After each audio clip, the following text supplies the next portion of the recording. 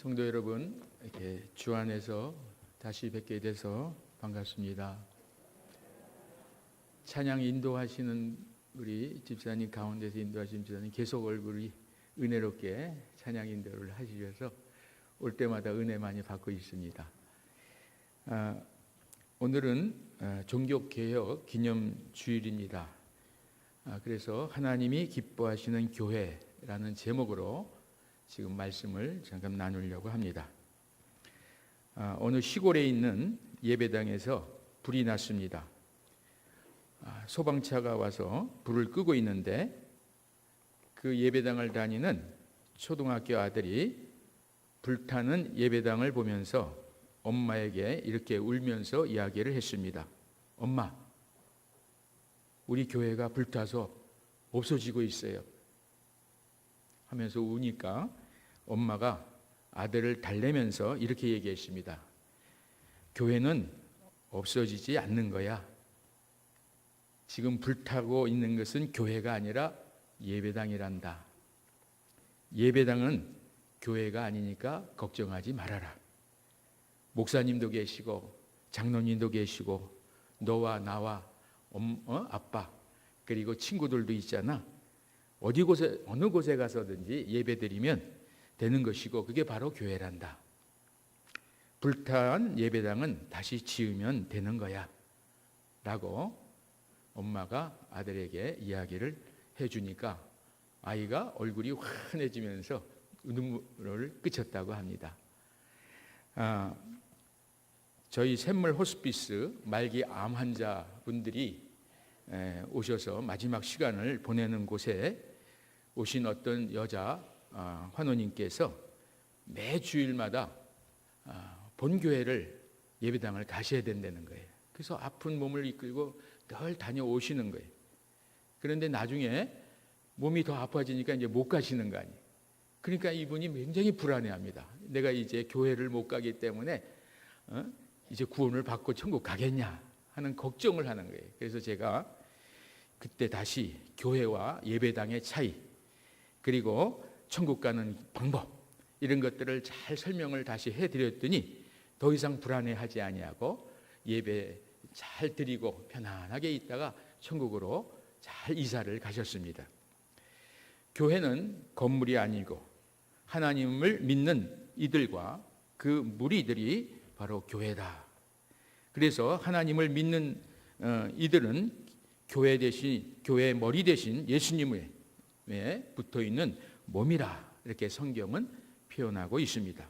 고린도전서 1장 2절에 보면 우리 다 같이 한번 읽겠습니다. 고린도에 있는 하나님의 교회 곧 그리스도 예수 안에서 거룩하여지고 성도라 부르심을 입은 자들과 또 각 처에서 우리의 주 곧 저희와 우리의 주 대신 예수 그리스도의 이름을 부르는 모든 자들에게 우리 에베소서 1장 22절 23절 같이 또 읽습니다. 또 만물을 그 아래 복종하게 하시고 그를 만물 위에 교회의 머리로 주셨느니라. 교회는 그의 몸이니 만물 안에서 만물을 충만케 하시는 자의 충만이니라. 사랑하는 우리 성도 여러분, 교회는 바로 여러분들이십니다. 예배당을 아무리 크게 지어놨다 하더라도 그곳에서 정말 교회다운 삶의 모습이 없는 사람들이 있는 곳은 교회가 아니죠. 그것을 믿으시는 우리 갱신 성도 여러분이 되시기를 바랍니다. 제가 지난 여름에 6월쯤입니다. 어느 한 큰 교회 교사 수련회 강사로 초청을 받아서 갔습니다. 그런데 한 예배당에서 두 곳으로 나뉘어 성도들이 따로 몇 년째 예배를 드리고 있습니다. 2층 본 예배당에는 신임 목사님이 중심으로 예배를 드리고 1층 교육관에는 전임 원로 목사님을 중심으로 성도들이 갈라져 예배를 드리고 있었습니다. 이런 모습을 보면서 하나님이 과연 이 교회를 기뻐하실까? 세상 사람들이 이런 모습을 볼 때 뭐라고 할까? 심히 걱정이 되고 그런 교회의 모습을 보는 저 자신이 매우 부끄럽고 어떻게 해야 교회의 이런 추한 모습을 바로 고칠 수 있을까? 기도하게 되더라고요. 그래서 저는 더 바르게 신앙생활을 하면서 하나님께 더 영광을 돌려야 되겠다, 이런 각오를 다시 하게 되었습니다. 이런 한 교회의 문제는 단지 그 교회의 문제만은 아닙니다. 우리 한국교회 전체의 문제이기 때문에 함께 아파야 하는 문제입니다. 그리고 같이 해결해야 될 문제입니다. 한 교회가 세상 사람들로부터 어려움을 당하면 그 세상 사람들이 볼 때 이게 교회인가? 그렇게 평가를 할 때 그 소식은 바로 우리를 지금 아프게 하는 소식입니다. 우리 사랑의 교회의 이 아픔은 바로 저의 아픔이고 우리 믿는 사람들의 아픔이고 하나님이 지금 많이 힘들어 하실 것이라고 저는 생각합니다. 교회가 서로 다툼과 갈등이 있고 미움과 시기가 있고 왜 이런 현상이 나타나는가? 그 이유는 한마디로 표현해 본다면 하나님 말씀을 올바로 배우지 않아서 그렇다, 이렇게 진단할 수가 있습니다. 하나님 말씀을 올바로 배웠다면 그런 추한 모습을 보일까? 하나님 말씀을 제대로 배우지 않으면 예배당 건물을 반듯하게 크게 세운다 하더라도 교회는 무너지고 있고 하나님의 말씀이 움직이지 않은 죽은 교회가 되는 것입니다. 비록 예배당이 없어서 이리 옮겨 다니고 저리 옮겨 다녀도 하나님의 말씀이 올바로 전해지고 성도들이 그 안에서 하나님 말씀대로만 순종하고 살아간다면 그 교회는 바로 살아 움직이는 교회고 하나님이 기뻐하시는 교회임을 여러분 믿으시기 바랍니다. 이렇게 우리 한국교회 여러 곳에서 무너져 있는 교회를 하나님께서 어떻게 하나님이 기뻐하시는 교회로 만들어 가실까? 오늘 그 방법에 대해서, 하나님이 원하시는 그 길에 대해서 오늘 성경 말씀을 통해서 잠깐 생각해 보려고 합니다. 이스라엘 백성들이 바벨론의 포로로 잡혀간 지 70년이 지났습니다. 에레미야 선지자의 예언대로 70년 만에 예루살렘으로 1차 귀환을 이스라엘 백성들이 했을 때 학개, 스가랴 이런 선지자의 사역을 통해서 힘을 얻고 성전을 재건하기 시작했습니다. 2차 귀환에 속한 우리 제사장 에스라는 공동체의 내적 부흥과 정화 작업을 추진했고 느헤미야는 황폐한 예루살렘 성벽을 재건하는 데 애를 쓰셨습니다. 외부로 보여지는 무너진 성전과 성벽을 다시 세우는 것도 중요하지만 무너져버린 이스라엘 백성들의 신앙을 올바로 세우는 것이 더 시급하다 하는 것을 하나님께서는 에스라 제사장을 통해서 강조하고 계시는 것입니다. 제사장 에스라가 하나님이 기뻐하시는 교회로 다시 세워가는 방법, 오늘 이 짧은 구절, 이 한 구절에 다 들어 있습니다. 에스라가 여호와의 율법을 연구하여 준행하며 율례와 규례를 이스라엘에게 가르치기로 결심하였더라. 하나님의 기뻐하시는 교회로 다시 개혁하여 바르게 세워가는 방법은 첫째가 뭡니까? 하나님의 말씀, 율법을 연구하는 것이다. 두 번째는 그 율법을 준행하는 것이다. 세 번째는 그것을 그대로 가르쳐 주는 것이다. 이 순서가 있습니다. 우리 종교개혁에서 제일 강조하는 원리가, 첫 번째 원리가 오직 성경으로입니다.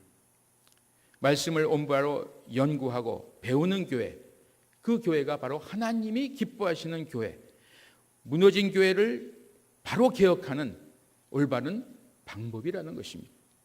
그래서 오늘 우리 사랑의 교회 마당 기도회, 주일 마당 기도회에 참여하신 모든 분들은 말씀에 귀를 기울이셔야 됩니다. 여러분의 개혁 운동이 말씀에 근거하지 아니한 사람의 감정이나 경험이나 또는 지식이나 이런 것으로 개혁하는 것이 아니라 하나님께서 어떻게 말씀하시는가, 거기에 초점을 맞춰야 됩니다. 1517년 10월 31일, 지금으로부터 498년 전 카톨릭 신부였던 마틴 루터가 독일 비텐베르그 성당 정문 게시판에 95개 조항의 개혁문을 붙인 것이 바로 종교개혁의 시작이 되었습니다. 그 이후로 매년 10월 마지막 주일을 우리 기독교에서는 종교개혁주일로 지켜오고 있습니다. 개혁이라는 것이 무엇입니까? 잘못된 것을 올바른 것으로 고쳐나가는 것을 의미합니다. 잘못된 신앙에서 성경이 말씀하시는 올바른 신앙으로 돌아가는 것이 바로 개혁입니다. 인간이 만들어 놓은 기준이 아니라 하나님이 말씀하시는 그 기준으로 돌아가는 것입니다. 갱신이라는 말도 여러분이 갱신이라는 말을 쓰고 지금 움직이시는데 바로 이와 같은 뜻으로 사용해야 합니다. 새로운 것을 만들어가는 것이 갱신이 아니고 성경이 말씀하시는 그 기준으로 돌아가는 것이 바로 갱신이고 개혁입니다. 그런 의미에서 사랑의 교회 마당 기도에 참여하는 여러분의 움직임이 종교 개혁의 의미를 담기 위해서는 모든 활동의 기준이 성경이 되어야 합니다. 인간의 경험이나 감정이나 지식 이런 것들을 기준으로 삼아서는 결코 개혁의 그 성공을 이룰 수가 없습니다. 개인적으로 부지런히 성경을 읽고 배우시기 바랍니다. 또 성도들끼리 모이셔서 또 성경 말씀을 부지런히 배우고 연구하시기 바랍니다. 그런데 문제는 어떻게 성경을 보고 배우고 누구에게 배우는가가 굉장히 중요합니다. 성경 해석이 굉장히 중요합니다. 많은 사람들이 성경을 보고 있으면서도 다른 이야기들을 하는 경우가 많기 때문에 제대로 배워야 됩니다. 이단에 빠지는 사람들도 다 성경을 인용해서 이단에 빠집니다. 그래서 우리는 성경 말씀을 잘 배워야 되고 잘 연구해야 되고 잘 배워야 됩니다. 에스라 제사장은 바로 이런 의미에서 이제 성경을 연구하라 했습니다. 제일 먼저 성경을 제대로 배웠다면 나타나는 반응이 있습니다. 이분이 성경을 제대로 배우고 제대로 해석하고 제대로 공부하고 있는가 하는 것의 첫 번째 반응을 보면 그것이 제대로 진짜 배웠느냐 아니냐가 드러나게 되는데 오늘 에스라 9장 6절 7절에서 그 내용을 알 수 있습니다. 우리 다 같이 한번 성경 말씀을 같이 읽겠습니다. 말하기를 나의 하나님이여 내가 부끄러워 낯이 뜨뜻하여 감히 나의 하나님을 향하여 얼굴을 들지 못하오니 이는 우리 죄악이 많아 정수리에 넘치고 우리 허물이 커서 하늘에 미침이니이다. 우리의 열조 때로부터 9절 7절 다시 제가 읽습니다. 우리의 열조 때로부터 오늘까지 우리 죄가 심함에 우리의 죄악으로 인하여 우리와 우리 왕들과 우리 제사장들을 열방 왕들의 손에 붙이사 칼에 죽으며 사로잡히며 노략을 당하며 얼굴을 부끄럽게 하심이 오늘날 같으니이다. 에스라 10장 1절에 보면 에스라 10장 1절 다 같이 읽습니다. 에스라가 하나님의 전 앞에 엎드려 울며 기도하며 죄를 자복할 때 많은 백성이 심히 통곡하며 이스라엘 중에서 백성의 남녀와 어린아이의 큰 무리가 그 앞에 모인지라. 제사장 에스라는 성경을 연구하면 연구할수록 보면 볼수록 부끄러워했습니다.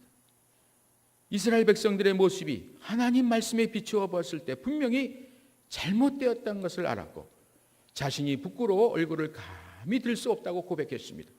이스라엘의 죄악된 모습을 보면서 그들은 그들의 문제만이 아니라 자신과는 상관없다고 하지 아니하고 같이 연대 책임을 느끼며 부끄러워했다는 것입니다. 에스라는 동족들이 범한 죄를 통감하고 그들의 죄악을 자신의 것으로 여기며 하나님 앞에서 몸들 바를 몰라 합니다. 오랜 세월 동안 하나님께서 어떻게 이스라엘에게 긍휼을 베풀어 주셨는지 잘 알고 있는 그가 보기에는 이스라엘이 지금 저지르고 있는 죄악은 도저히 용납할 수 없는 것이었습니다. 자신이 결코 하나님께 나아갈 수 없는 죄인이라는 것을 깊이 깨닫고 회개하는 에스라를 시작으로 이스라엘의 회개 운동이 일어나게 됩니다. 그들은 에스라 10장에 보면 이스라엘 백성들이 그들이 취한 이방 여인들을 떠나 보내는 것에 모두 동의합니다.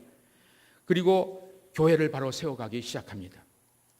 사랑하는 성도 여러분, 우리가 지금 이 교회의 잘못된 모습들을 보면서 그들의 잘못이다, 그들만의 문제다 라고 한다면 우린 개혁을 실패하는 것입니다. 이 문제는 바로 내 문제고 내 잘못으로 이루어진 일이라고 하면서 부끄러워하고 회개하고 통해 자복하는 것으로부터 우리는 개혁의 운동이 시작돼야 된다는 것을 압니다. 조금 전에 우리 기도하신 우리 성도님의 그 기도가 절절합니다. 저는 그것을 듣고 저는 눈물이 났습니다. 이렇게 회개하고 있으십시오. 하나님이 기뻐하시겠다. 여러분, 개혁이 실패를 해도 괜찮습니다. 만약에 여러분 우리들이 원하는 대로 이루어지는 것이 안 된다 할지라도 그건 개혁의 실패라고 생각하면 안 됩니다. 우리가 회개한다면. 그렇죠? 저를 포함해서 이 한국교회의 모든 이 아픔을 겪고 이것은 내 문제입니다. 내가 잘못했습니다. 우리가 잘못했습니다. 하고 회개하는 그것이 바로 종교개혁의 시발점이 돼야 되겠고 또 우리 모두의 개혁의 시발점이 되어야 되겠고 마틴 루터도 자기가 개혁을 할 때 그 자신이 죄를 보기 시작했습니다. 자기의 죄를 보기 시작하면서 이 죄를 어찌할꼬 하고 그렇게 회개하는 것으로부터 시작이 되었습니다. 교회가 서로 싸우고 여러 가지 아픔이 있을 때마다 뉴스에 그런 소식이 드러날 때마다 부끄럽습니다. 저게 바로 내 모습이 아닌가. 지금 이렇게 교회의 아픔을 보고 우리가 무관심하다는 것, 우리의 죄를 보지 못한다는 것, 우리는 하나님 앞에서 그 자체도 회개해야 됩니다. 이 세상은 네 가지 무시대라고 합니다. 무관심, 무책임, 무의식, 무반응 시대라고 합니다. 문제가 있어서 그것에 반응을 하지 않고 관심이 없습니다. 나와는 상관없다. 이렇게 한다면 문제는 개혁이 될 수가 없습니다. 우리는 하나님 앞에 연대 책임의식을 가져야 되겠습니다. 학벌 만능주의에 우리는 편승했지 않습니까? 학벌만 좋으면 모든 것이 다 좋은 것으로 학벌 위주로 우리는 살아온 것에 대해서 회개해야 되겠습니다. 금전 만능주의에 우리는 빠져 있었지 않았습니까? 돈이면 모든 것이 다 되는 줄 알고 돈 하면서 우리는 하나님보다 돈을 더 위에 놓고 있지 않았습니까? 쾌락 만능주의, 세상 사람들이 좋아하는 거 우리도 좋아하고 은밀히 즐기지 않았습니까? 실적 만능주의, 올바로 가지 않아도 잘 크게 뭔가 이루어만 내면 그것이 성공한 목회라고 우리 같이 즐기지 않았는가 하는 것을 우리 한번 회개해야 되겠습니다. 우리 모두 통해 자복으로 우리 종교개혁 신년주의를 우리 보내길 바랍니다. 평양 대부흥운동의 중심에 서 계셨던 우리 길선주 목사님, 그분은 그 부흥운동의 마지막 날 그 회개하는 모습을 보고 그 아들이 님께서 이렇게 기록을 했습니다. 본인이 일어나서 나는 형제들을 미워했습니다. 특히 선교사 방위량 선교사를 극도로 미워했습니다. 그리고 회개를 하면서 통곡을 했습니다. 그러니까 또 다른 사람들이 일어나서 회개합니다. 나는 음란했습니다. 나는 남을 증오했습니다. 나는 아내를 사랑하지 못했습니다. 일일이 다 기억할 수 없고 드러낼 수 없는 죄를 자복하고 회개해서 그때부터 평안 대부흥 운동에 그 불꽃이 타기 시작을 했던 것입니다. 우리가 종교개혁 기념주의를 보내면서 손가락질하는 것 우선 나에게 먼저 했으면 좋겠습니다. 잘못했습니다. 저도 목사로서 바르게 삶을 보여주지 못했습니다. 그것을 생각하면서 제가 여기 오는 것도 바로 그런 마음으로 옵니다. 나는 잘했는데 다른 사람들이 잘못해서 그걸 자랑하고 싶어서 여기 오지 않습니다. 너무너무 마음이 무겁게 여기에 오고 있습니다. 아무리 크고 화려한 예배당에서 많은 사람들이 주여 주여 하며 예배를 드리고 웅장한 악기들을 동원하여 찬양을 하고 온몸을 떨며 기도를 해도 진정한 회개가 없으면 성령의 역사는 일어나지 않습니다. 날짜를 정해 특별 새벽 기도회를 하고 구름같이 많이 사람들이 모여도 회개가 없고 죄인됨을 고백하지 않는다면 하나님과는 전혀 상관이 없는 인간들끼리의 클럽 모임일 뿐입니다. 종교개혁을 일으킨 마르틴 루터께서는 나는 수도사로서 흠없이 살아왔었지만 극도로 혼란된 양심을 가지고 있는 채로 하나님 앞에서 죄인이라고 느꼈습니다. 나는 나의 이 생활을 주님이 만족하실 것이라고 나는 믿을 수 없습니다.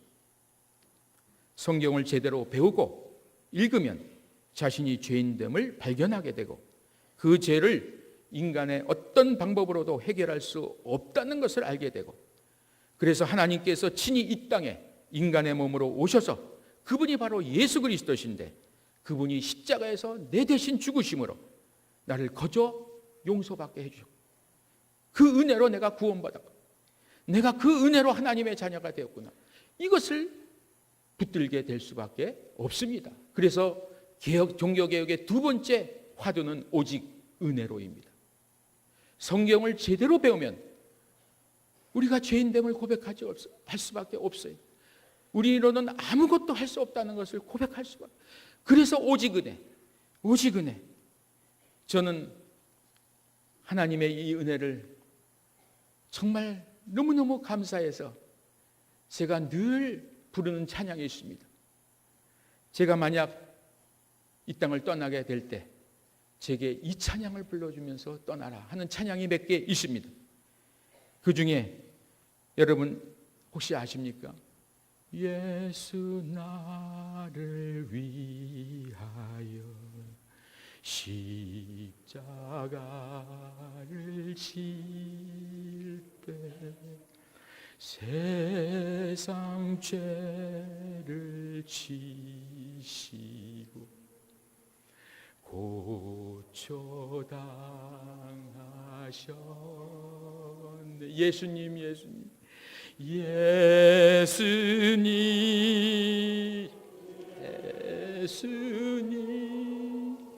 나의 죄 위하여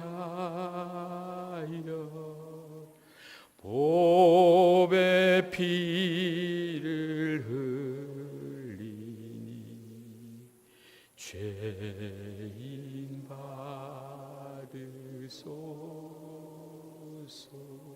아멘. 전 이 찬양이 너무 좋아가지고요. 제가 약국을 할 때, 제가 약사라고 했잖아요. 약국할 때 약국 이름을 보배 약국으로 바꿨습니다. 이 가사에서 땄습니다. 보배 대신 예수 그리스도가 이 죄인을 구원해줘. 그래서 약국에서 약봉투에다 성경 구절 써놓고 전도를 했습니다.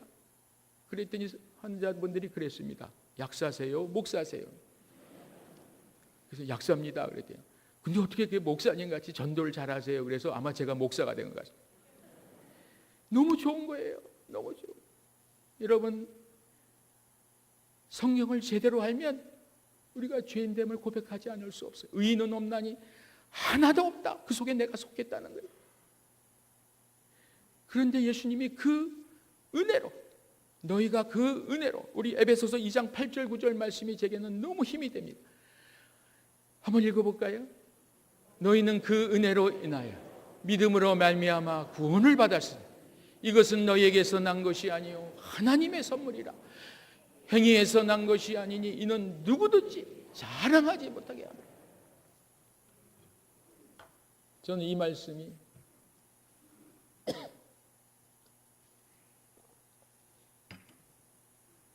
저를 주님 앞에 나아가게 하셨습니다. 감히 주님 앞에 나올 수 없는 죄인이에요.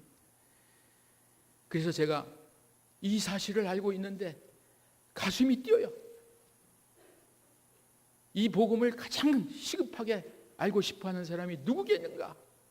그 질문을 자꾸만 하게 됩니다. 그러면 이 사실을 모르고 막 죽음으로 떠나는 사람 아닐까요? 죽음 앞에서. 그래서 그 사람에게 이 복음을 전해야겠다. 그런 간절한 소망이 생겼어요. 주님이 주셨어요. 그래서 제가 약사를 하다가 이 소식을 전해야겠다 해서 36세 신학을 다시 공부했습니다. 그래서 42살에 목사가 됐습니다. 그때 늦게 신학을 해가지고 너무 공부하기가 어려워가지고 머리가 그때 좀 많이 빠졌습니다. 그런데 너무 그 소식을 전해야 된다는 그 간절함에 인생의 정말 끝자락에 정말 땅끝에 있는 분들에게 복음을 전해야 될 거 아닌가. 그게 너무나 소망이 생겨서 그 공부를 감당해낼 수 있어요. 우수한 성적으로 졸업했습니다. 졸업하면 다 우수한 성적입니다. 그때 힘들 때마다 하나님이 제게 주시는 그 찬양, 지금도 힘들 때마다 제가 부르는 그 찬양이 있습니다. 그 찬양이 제가 혹시 떠나면 이 찬양 좀 불러주세요 하는 찬양이 있습니다. 제가 이따 설교 후에 같이 부르고 싶은 찬양입니다. 날 대속하신 예수께 내 생명 모두 드리니 늘 진실하게 하소서. 내 구주 예수여, 나 구주 위에 살리라. 내 기쁨 한량 없으리. 내 갈 길 인도하소서. 내 구주 예수여.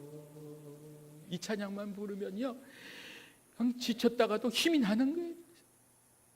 주님, 나를 이렇게 십자가에서 달려 나를 자유하게, 죄로부터 죽음으로부터 자유하게 해주셨으니 내 몸과 마음을 주 위에 다쓰게 하소서. 사랑하는 성도 여러분, 하나님이 여러분을 그렇게 구원해 주셨습니다. 이제 여러분 인생은 하나님의 것입니다. 우리는 에베소서 2장 8절 9절만 붙들고 살아서는 안 됩니다. 에베소서 2장 10절을 붙들어야 돼요. 그 10절 한번 같이 읽어볼까요? 우리는 그가 만드신 바라 그리스도 예수 안에서 선한 일을 위하여 지으심을 받은 자니 이 일은 하나님이 전에 예비하사 우리로 그 가운데서 행하게 하려 하심이니라. 여러분, 우리를 왜 거저 구원해 주셨습니까? 그 구원의 목적은 바로 하나님의 선하신 일에 우리를 쓰시기 위해서 구원해 주셨어요. 이게 바로 구원의 목적입니다. 그 일에 우리는 헌신해야 됩니다. 그 일에 움직여야 됩니다. 그게 바로 종교개혁의 세 번째 화두, 오직 믿음으로입니다. 의인은 믿음으로 살리라. 그 믿음으로 살리라. 로마서 1장 17절 말씀에 그 말씀을 붙들고 마틴 루터께서 종교개혁을 일으켰었는데, 의인은, 하나님의 백성은 뭐로 삽니까? 돈으로 사는 거 아닙니다.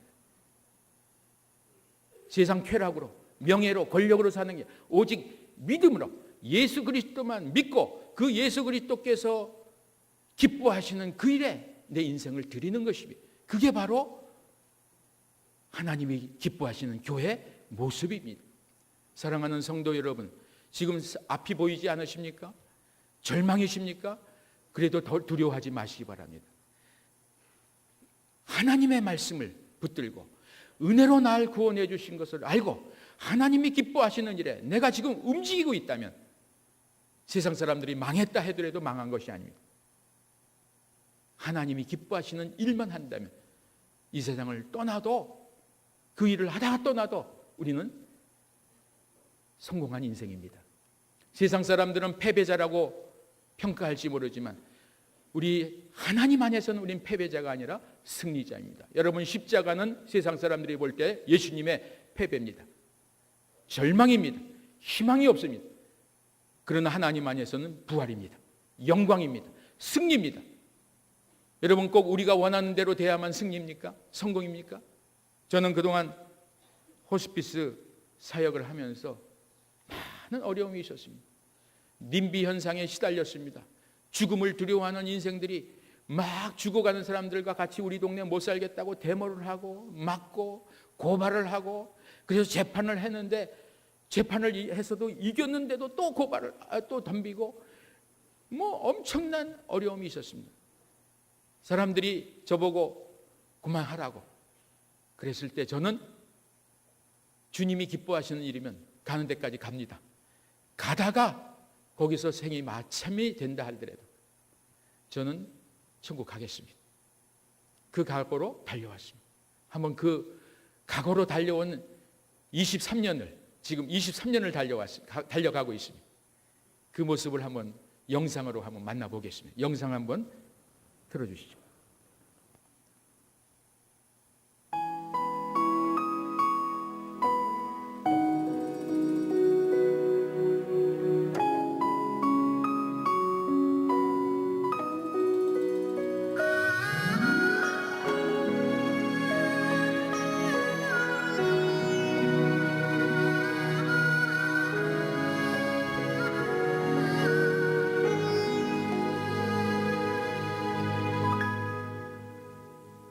주님이 홀로 가신 그 길 나도 따라가오. 모든 물과 피를 흘리신 그 길을 나도 가오. 험한 산도 나는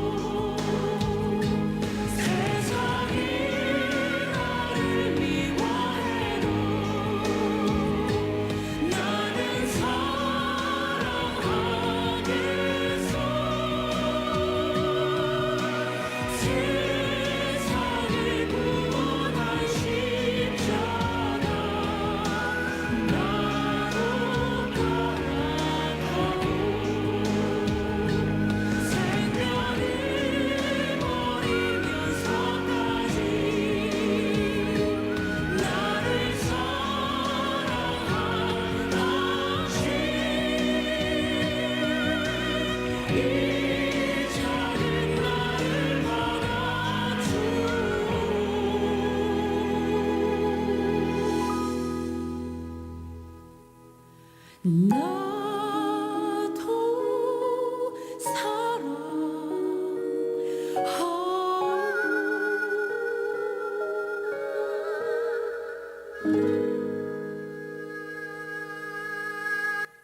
예. 22년 이상의 역사를 여러분이 한 4분에 보셨습니다.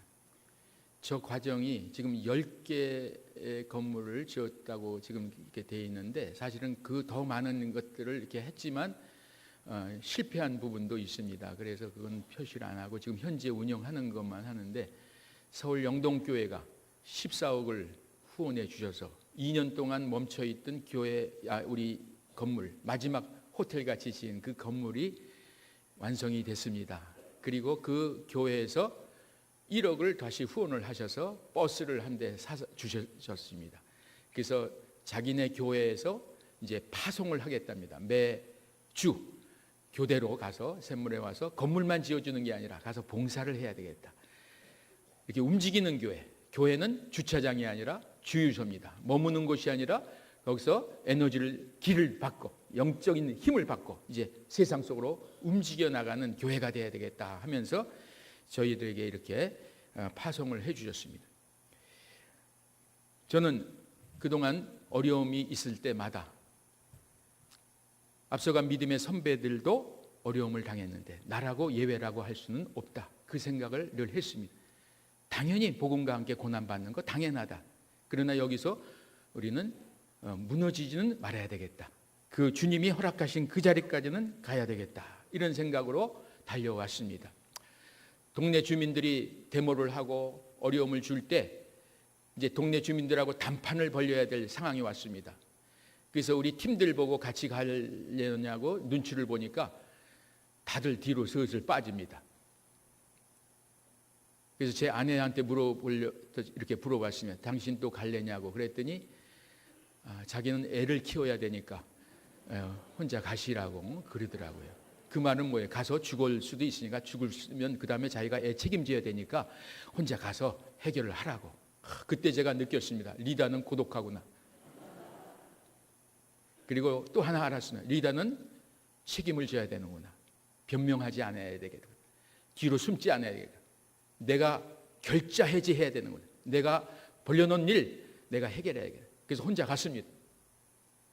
갔을 때 그들의 마음에 제가 그들을 보는 마음이 하나님이 주신 은혜가 있어요. 불쌍히 보이더라고요. 저들이 죽음을 두려워하고 복음을 모르니까 저렇지. 불쌍한 마음이 생겨서 내가 재판에도 이기고 난 떳떳이 끝까지 버틸 수 있지만 제가 가서 그랬어요. 하나님 그 마음을 주셨어요. 당신들이 저를 여기 있기를 원하지 않으니까 전 나가겠습니다. 나가겠다 하니까 너무 좋아하는 거예요. 그런데 조건이 있습니다. 첫째, 제가 사갖고 있는 땅을 좀 팔아주십시오. 팔아서 갈만한 땅을 좀 구해주시면 좋겠습니다. 그래야 지금 제가 모시고 있는 이 환자분들, 절 찾아오는 환자분들 좀 돌보지 않습니까? 좀 도와주십시오. 두 번째, 그거 하기 싫으면 제게 오는 환자들 당신들이 좀 책임지십시오. 내가 하지도 못하게 하고 이분들은 돌봐드려야 되고 어떻게 합니까? 그럼 당신들이 좀 집에 모시고 가셔서 좀 돌봐주든지 좀 하실 수 없습니까? 그것도 저것도 하기 싫으시면 저는 어떻게 나갑니까? 그냥 나갈 수는 없습니다. 그냥 여기서 뼈를 묻을 까고 하고 있습니다. 죽여서 내보내든지 알아서 하십시오. 목숨을 딱 걸었어요. 왜? 아내가 나가도 죽어도 좋다는 거 허락을 했잖아요. 그리고 죽어봐야 천국인데 얼마나 좋습니까? 그랬더니 이분들이 딱 제 이야기를 듣고 그냥 나갈 사람은 아니구나 하는 생각하고 자기들이 의논을 하더니 그 땅을 막 팔아서 지금 땅을 사줬어요. 지금 땅이 더 좋아요. 더 좋아. 너무너무 좋은 땅을 하나님이 주신 거예요. 그 땅을 주시려고 그런 반대를 부딪히게 하는 거예요. 그래서 그때는 내가 왜 이런 상황이 왔을까? 내 계획대로 왜 안 될까? 난 선한 의도로 하는데 그런 좌절도 있었지만 그때 붙은 게 뭐예요? 그래, 주님이 가신 길은 십자가 길이고 앞서간 믿음의 선배들도 다 그 길을 갔는데 나라고 고난 없이 갈 수 있는가? 그 믿음을 가지고 버텼어요. 그랬더니 땅이 생겼어요. 온유한 자는 뭐라고요? 땅을 기업으로 차지하고. 여러분, 하나님의 나라의 땅 물론 차지하지만 이 세상에서도 온유하면 땅을 기업으로 주시더라고요. 지금 1000평짜리 땅을 포기하고 나왔는데 지금 7,500평이 됐습니다. 세계에서 제일 큰 호스피스 병원 세웠습니다. 세계에서 제일 큰 규모입니다. 호텔같이 지었습니다. 여러분, 호스피스는 원래 호텔이란 뜻입니다. 인생의 마지막 호텔 역할을 해서 잘 쉬었다가 천국으로 이사 가도록 돕는 이 호스피스를 해놓으시고, 지금 세계 여러 곳에서 우리들의 그 프로그램을 세팅을 해달라고 요구를 하고 있어요. 너무 바쁩니다. 저는 그때 포기할 때 그런 마음이 있었어요. 이분들과 싸워서 끝이 안 날 것 같다. 그런데 너무 시간이 아까운 거예요. 그리고 이분들이 불쌍히 보이는 거예요. 그래서 포기하겠습니다. 그래도 하나님은 길을 여실 것이다. 그 믿음이 있었어요. 하나님이 하시는 데까지만 가자. 그리고 나왔더니 놀랍게 지금 세계에서 제일 큰 교회. 얼마 전에 이 평화관 중공 예배를 드릴 때 저 샘병원의 의료원장으로 계시는 박상은 장로님이 오셔서 그렇게 말씀해요. 이 샘을 호스피스는 기네스북에 올라가야 될 상황입니다. 그래요? 기네스북에 올라가. 의사 선생님이 우린 그거 기대하고 하지도 않았습니다. 보건복지부 장관이 저희들에게 지금 이번에 보건복지부 장관 상을 주시겠답니다. 왜? 에이즈 환자들, 오갈 데 없는 에이즈 환자들 우리가 같이 살고 있고 또 그들의 치과 진료를 감당해주고, 그분 정부에서 와서 그래요. 메르스 사태 때 에이즈 환자들 지금 갈 데 없습니다 해갖고 세 분을 맡아달라고 사정을 해서 우리가 맡아줬습니다. 비상사태가니까 맡겠습니다. 그렇게 고마웠나 봐요. 그러면서 하는 말이 우리는 기독교만 믿습니다. 여러분, 정부에서 기독교만 믿습니다 할 정도의 일을 해내야 됩니다. 그게 바로 선한 일이에요. 시간이 없어요. 이제 조만간에 우리는 천국에 갑니다. 하나님이 우리에게 맡기신 사명 얼마든지 지금도 해낼 수가 있습니다. 시간 낭비하지 마시고 싸우는 건 싸우고 우리가 할 건 하고, 뭐 로마 교황청에서 마틴 루터를 파면시켰어요. 파면 당하면 되는 거예요. 그래도 하나님 일을 해야 돼요. 그러면서 가는 거지. 이거 한다고 아무것도 못하면 안 됩니다. 둘 다 합시다. 둘 다 해요. 그리고 하나님이 어떻게 이끄시는가 봅시다. 하나님을 믿습니까? 정말 믿습니까? 그럼 가면 돼요. 마틴 루터가 너무 지치고 힘들 때, 막 오해를 받을 때 너무 우울하니까 그 부인께서 상복을 입고 나오셨대요. 그래서 누가 죽었어? 그랬더니 예, 당신 하나님이 죽었습니다. 당신 얼굴 보니까 하나님이 죽었어요. 그래서 상복 입고 나와서 거기서 정신을 바짝 차리고 종교개혁의 운동을 계속 해냈다는 거 아닙니까? 여러분들 지금 여러분들 얼굴 보니까 하나님이 살아계십니까? 죽으셨습니까? 옆에 사람한테 물어보세요. 하나님 죽으셨군요. 하나님 살아계십니다. 그것을 믿으시면 우울해할 필요 없어요. 찬송하면서 기쁘게 갑니다. 저는 그래서 늘 그 찬송을 부릅니다. 힘들고 어려울 때마다 이 찬송이 내 인생의 마지막 떠날 때 찬송이 되기를 소원하면서 내 구주 예수를 더욱 사랑. 여러분 그 찬양 아세요? 저는 그 찬양만 부르면 그래 가다가 여기서 꼬꾸라지자.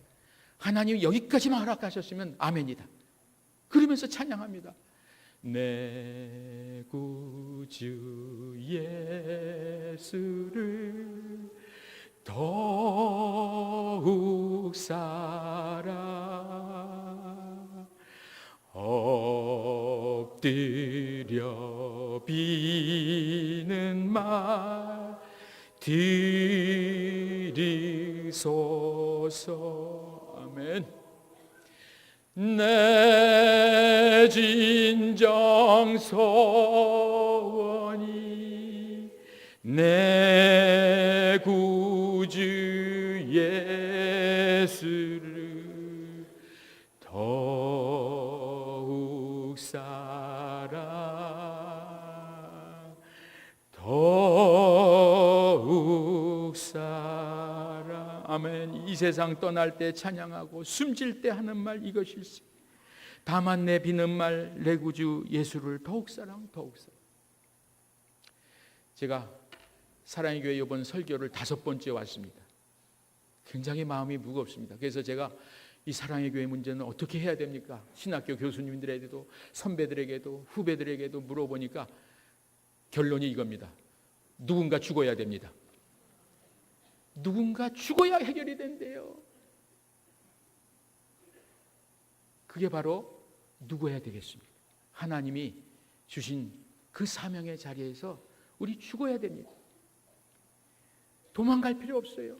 저는 이번에 여수 집회를 오라 그래서 죽음에 관한 주제로 집회를 한다고 그랬는데 제가 죽음 박사로 소문이 났대요. 그래서 저를 초대해서 제가 새벽기도 저녁 예배 설교를 3일 동안 가서 하는데 가서 은혜 받았어요. 첫 번째 은혜 받은 거 작은 교회에서 초대했는데 그 옆에 큰 교회가 같이 해요. 같이 와. 여기 작은 교회 집회하는데 우리 다 가서 수요 예배 문 닫고 글로 가고 새벽기도 문 닫고 글로 가자. 그래서 거기서 성가대가 그쪽 교회에서 쓰고 기도도 그쪽 교회 장로님이 하시는 거예요. 그래서 제가 깜짝 놀랐어요. 왜? 그렇게 본 적이 없거든요. 다 싸우지. 서로 집회하면은 서로 가지 말라고 쉬쉬쉬 하지 그러지 못하는 거예요. 야, 연합이 되는구나. 연합이 되는 거예요. 그 시골에서 연합이 되는 거예요. 그 은혜 받아서. 거기가 여수가 어떤 데입니까? 손영환 목사님 순교자 기념관이 있는 데 아닙니까? 거길 찾아갔어요. 그랬더니 아들 둘이 여순 반란 사건 때 총에 맞아 죽었어요. 공산주의를 추종하는 젊은이들에게 총에 맞아 죽었어요. 그 총에 맞아 죽은 아들 둘, 큰아들, 둘째 아들을 두고 장례식 때 목사님이 9가지 감사 기도 그걸 여기다 붙여놨어요. 그 목사님의 그 흔적을 붙여놨는데 제가 그거 받고 은혜 받았어요. 이렇게 기록되어 있어요. 나 같은 죄인의 혈통에서 순교의 자식이 나게 하셨으니 하나님께 감사합니다. 두 번째, 허다한 많은 성도 중에서 어찌 이런 보배를 주께서 하필 내게 맡겨주셨는지 주께 감사합니다. 세 번째, 3남 3녀 중에서도 가장 아름다운 2 아들을 바치게 하셔서 감사합니다. 네 번째, 한 아들 순교도 귀하거든 하물며 2 아들이 함께 순교했으니 더욱 감사합니다. 5번째, 예수님 믿다가 와서 종신, 누워서 죽는 것도 큰 복이라 하거늘 전도하다 총살, 순교당했으니 주님께 감사합니다. 6번째, 미국 가려고 준비하던 2 아들, 미국보다 더 좋은 천국 갔으니 안심되어 감사합니다. 7번째, 내 아들 죽인 원수를 회개시켜 아들 삼고자 하는 사랑하는 마음 주신 하나님께 감사합니다. 8번째, 내 아들의 순교의 열매로 무수한 천국의 아들들이 생길 것을 생각하니 감사합니다. 9번째, 이 같은 역경 속에서도 하나님의 사랑을 깨닫고 신애를 찾는 기쁜 마음, 여유 있는 믿음을 주시니 감사합니다. 마지막 10번째, 나에게 분에 넘치는 과분한 큰 복을 내려주신 하나님께 모든 영광을 돌립니다.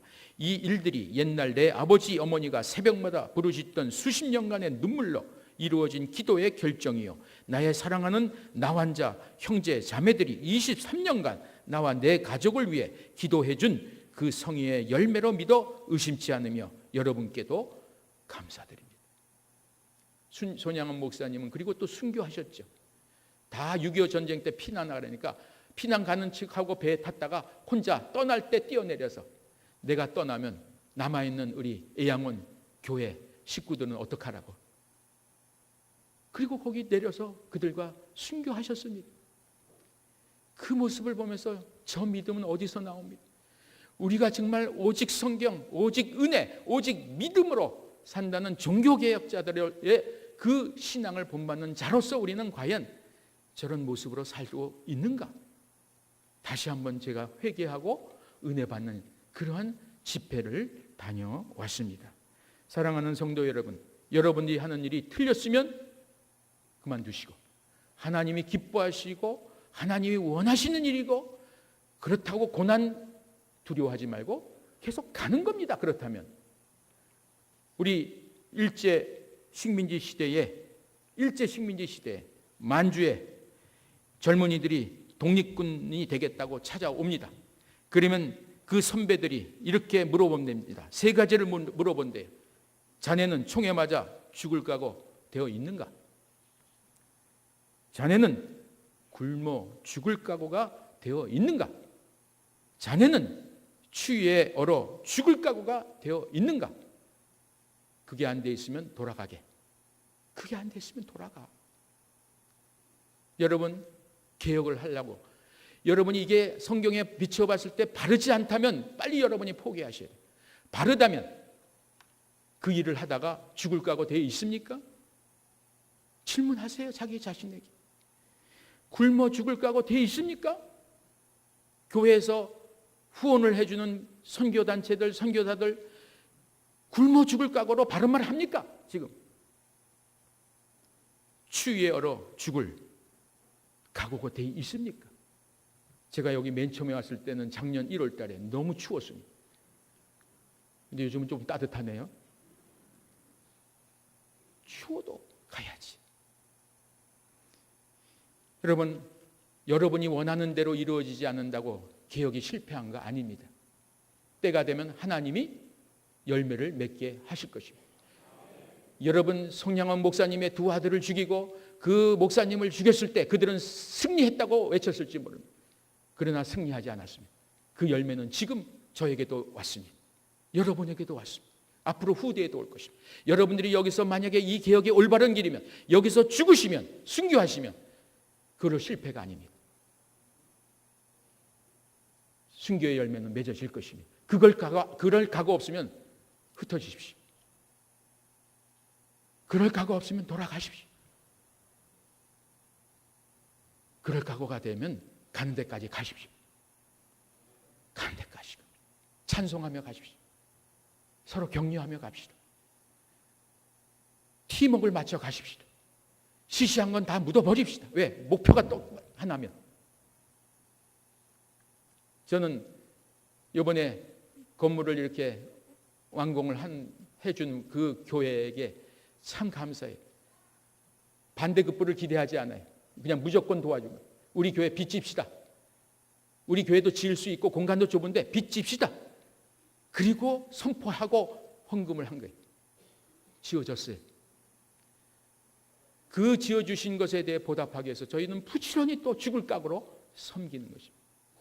사랑하는 성도 여러분, 우리 사랑의 교회 이 예배당, 또 큰 예배당, 거기에 너무 목숨 걸지 마시고 진리에 목숨 겁시다.